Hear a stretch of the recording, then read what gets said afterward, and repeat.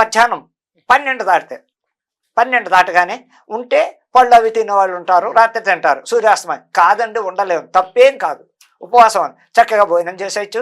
మళ్ళీ ఆదివారం నాడు మళ్ళీ యథాప్రకారంగా ఇదే పద్ధతిలో ఆ సూర్య భగవానుడికి ప్రతి 4 ఆదివారాలు మాఘమాసం మొత్తం చక్కగా ఆయన్నే స్మరించుకుంటూ సూర్యనారాయణ అష్టోత్తరం కానీ, నామస్మరణ కానీ, సూర్యనారాయణమూర్తి కథ కానీ విన్ని ఆచరించి పాటించిన వాళ్ళకి ఎన్నో రకాలు ఆయురారోగ్యాలతో చల్లగా ఉంటారని, అందులో ఏమిటే సర్వరోగ నివారణకి కూడా సూర్య భగవానుడే కారకుడు.